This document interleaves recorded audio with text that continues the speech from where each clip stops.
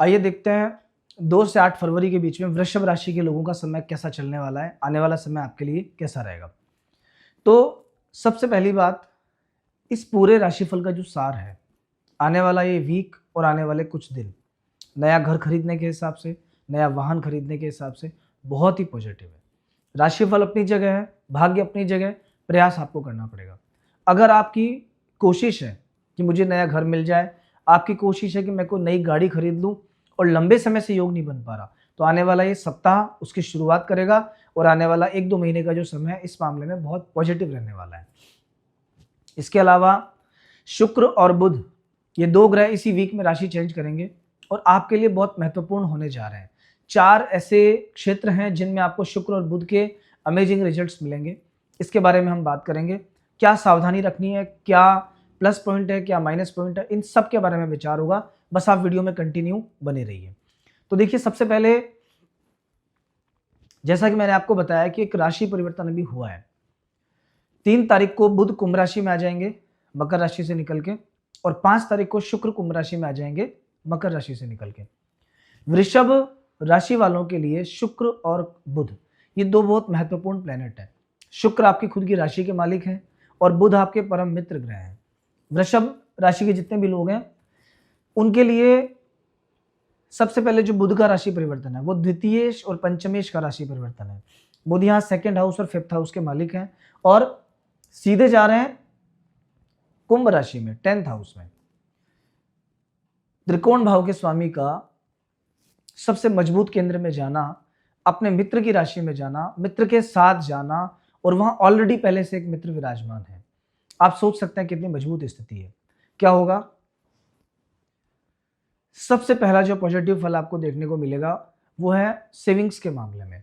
अभी जितने भी लोग वृषभ राशि के जितने भी लोग हैं उन सभी की स्थिति क्या है कि पैसा तो घर में आ रहा है, सेविंग्स उतनी ज्यादा नहीं हो पा रही। सेविंग्स में थोड़ी सी दिक्कत उनको महसूस हो रही है।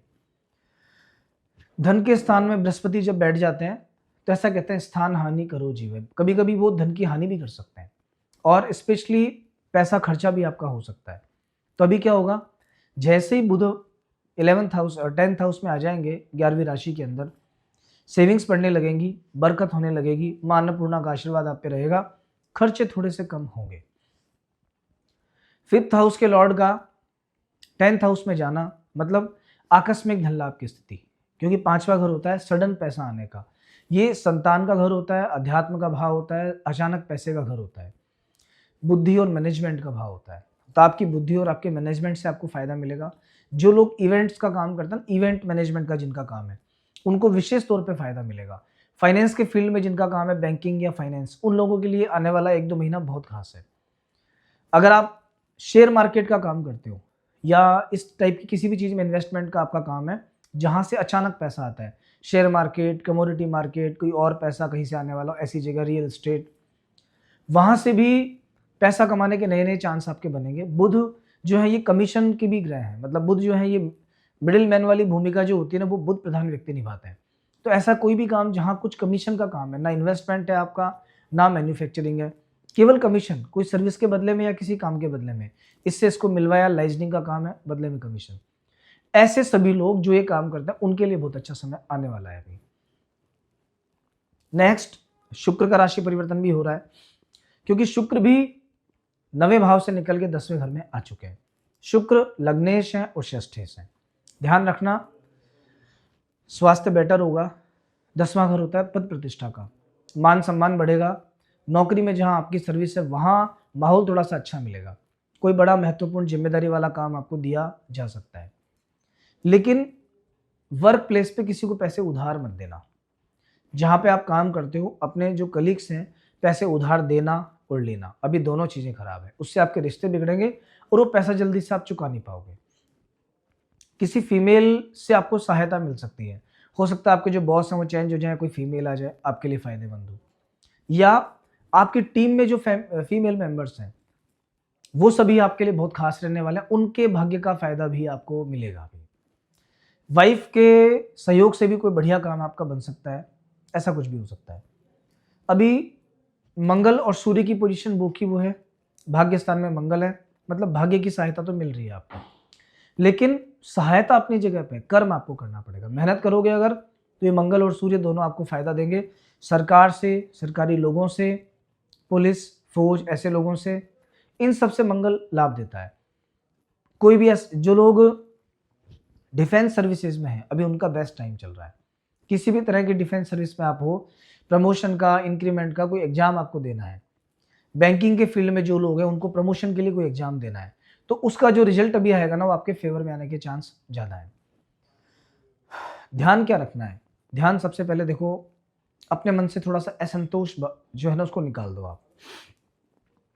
चौथा घर होता है मन का। चतुर्थ भाव में जब भी केतु का गोचर होता है, व्यक्ति के मन में एक तरह का डिससेटिस्फेक्शन घर कर जाता है।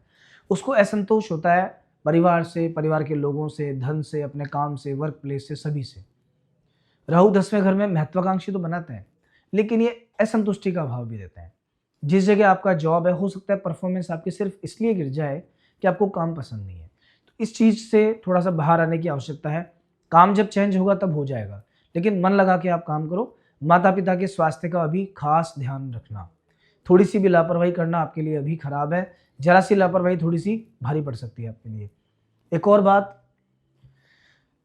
शनि की दृष्टि में विष होता है, ऐसा हम कई बार चर्चा कर चुके हैं। इस समय पर शनिदेव 11th हाउस में विराजमान है। 11वें घर में शनि लाभ देते हैं, नौकरी से विशेष लाभ देते हैं, लेकिन शनि की तृतीय दृष्टि आपके लग्न पे पड़ती है, आलस्य देती है, शरीर के प्रति व्यक्ति को लापरवाह बनाती है। तो आलस्य छोड़ना है, लापरवाही नहीं रखनी। अगर आपको लगता है कि थोड़ा सा आप जिम जाना चाहते हैं, एक्सरसाइज, योगा करना चाहते हैं, लेकिन नहीं कर पा रहे, इसको छोड़ दो आप।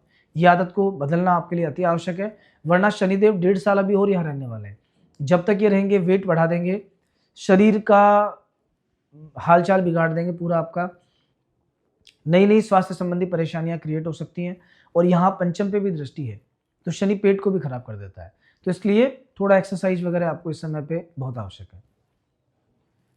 अष्टम भाव पे शनि की दृष्टि आयु तो बढ़ाती है, लेकिन किसी गूढ़ ज्ञान की तरफ व्यक्ति को लेकर जाती है। तो अगर आपकी पढ़ने की इच्छा है, आप कोई स्पिरिचुअल सब्जेक्ट सीखना चाहते हो, ध्यान वगैरह करना चाहते हो, तो उसके लिए बेस्ट टाइम है। कुछ नहीं करना, प्रतिदिन 20 मिनट केवल अपने आप को देखना स्टार्ट करो। अपनी ब्रीदिंग जो होती है, सांस, उस पर अपना ध्यान लगाना स्टार्ट करो। ध्यान अपने आप आ जाएगा, ज़्यादा सीखने की जरूरत नहीं है उसमें लेकिन कंटिन्यूटी जरूरी है। 20 मिनट तक प्रतिदिन आप ये अभ्यास करके देखो एक बार, बहुत सारे चेंजेस आपकी लाइफ में आएंगे। शनि का ये प्रमुख काम होता है। शनि जब अष्टम में आ जाए, 11th में आ जाए या 2nd में आ जाए, तो व्यक्ति को ध्यान या योग सिखा के जाता है वो। अभी देखते आने वाले 7 दिन आपके कैसे जाएंगे। तो देखिए, सप्ताह की शुरुआत होगी 2 तारीख से। 2 तारीख के दिन 3rd हाउस में चंद्रमा विराजमान है आपके तृतीय भाव में।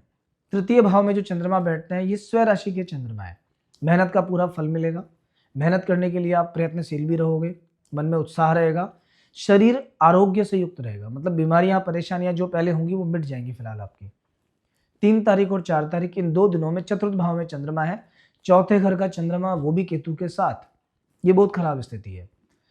3 तारीख और 4 तारीख में मन में बेचैनी हो सकती है, स्ट्रेस हो सकता है, टेंशन, एंजाइटी हो सकती है। कोई चीज़ को लेकर आप परेशान रह सकते हो। थोड़ा सा हिम्मत रखना, कोई गलत डिसीजन मत लेना, नए काम की शुरुआत मत करना। किसी से आर्ग्यूमेंट हो जाए तो बात को वहीं रोक देना, बढ़ते बढ़ते वो बात प्रॉब्लम क्रिएट कर देगी बहुत ज़्यादा। चतुर्थ भाव परिवार का भी होता है, तो फैमिली के साथ में भी डिस्प्यूट करवा सकता है। आपके परिवार में जो भी फैमिली मेंबर्स हैं, उनके साथ में रिश्ता बचाते हुए चलना। किसी बात पे झगड़ना, आर्ग्यूमेंट करना, किसी को आईना दिखाना, गलतियां बताना, ये अभी ठीक नहीं है आपके लिए। 5 तारीख और 6 तारीख आकस्मिक धन लाभ के लिए बेस्ट टाइमिंग है। कन्या राशि में, मतलब बुध की राशि में, बुध जो धन और व्यापार के कारक हैं, उनकी राशि में चंद्रमा विराजमान है। पंचम भाव में चंद्रमा लक्ष्मी योग बनाते हैं। कुंडली में बैठे होंगे तो आप इस बात को समझ जाओगे। आपकी जन्म पत्रिका में भी चंद्रमा अगर है, हाँ, पीड़ित नहीं होने चाहिए, क्षीण चंद्रमा नहीं होना चाहिए। तो वो चंद्रमा पंचम भाव का धन देगा, जरूर देगा। और ऐसे व्यक्ति को प्रथम संतान के बाद, और स्पेशली अगर जो कन्या संतान हो जाए, तो उसका भाग्य चमक जाता है। अगर आपकी राशि वृषभ है, आपके अभी कुंडली में अगर पंचम भाव में चंद्रमा विराजमान है, या लग्न आपका वृषभ है, पंचम में चंद्रमा है, और आपको प्रथम कन्या संतान हुई है, तो आप खुद देख लेना, उसके बाद में आपका भाग्य चमका होगा, उसके बाद आपने बहुत पैसा कमाया होगा। 7 तारीख और 8 तारीख मिले जुले फल मिलेंगे, कुछ अच्छा कुछ बुरा। खर्चा भी होगा पर कुछ स्ट्रेस भी होगा। स्वास्थ्य के प्रति लापरवाही मत बरतना। ओवर थिंकिंग से थोड़ा सा परेशान रह सकते हो। ओवरऑल शांति के साथ आपका समय निकल जाएगा। सर्दी, खांसी, जुकाम, कफ, कोल्ड, इससे बहुत बच के रहने की आवश्यकता है। तो दोस्तों, वीक पूरा आपका सही जाने वाला है। 2 ग्रहों का चेंज भी हो रहा है। थोड़ा सा प्रयास करो, व्यापार व्यवसाय की तरफ बढ़ो। और वृषभ राशि शुक्र की राशि है, तो जीवन में देखो सुख सुविधा, पैसा, लग्जरी तो मिलेगी आपको। इसके प्रति आपकी इच्छा भी बहुत रहेगी, लेकिन इसे पाने के लिए आपको बहुत प्रयास करना पड़ेगा। शुक्रवार का फास्ट कर सकते हो, माँ लक्ष्मी की सेवा कर सकते हो तो बहुत बढ़िया है। अगर आप नियम बना लो कि हर शुक्रवार थोड़े से चावल बना करके गाय को खिला दो आप, तो इससे आपका जीवन बदल सकता है। भगवान शिव के मंदिर में जाना, उनको दूध चढ़ाना, दही चढ़ाना या पंचामृत चढ़ाना, ये भी आपके लिए बहुत खास उपाय है। इत्र अगर भगवान शिव को लगाओगे, नजर दोष से दूर होगे, जीवन में प्रसिद्धि मिलती रहेगी और धन और संपत्ति आपके पास हमेशा रहेगी। तो ये था आपका राशिफल। नेक्स्ट वीक हम फिर मिलेंगे। अगर आपने हमारे पेज को फॉलो या सब्सक्राइब नहीं किया है तो प्लीज़ कर लीजिए। और अगर आपके जीवन में कोई भी समस्या चल रही है, प्रॉपर समाधान आप उसका चाहते हैं, तो कंसल्टेशन के लिए जो नंबर स्क्रीन पर आपके सामने शो हो रहा है, उस पर आप संपर्क कर सकते हैं। डीप एनालिसिस के साथ में कुंडली आपको बताई जाएगी। नमस्कार।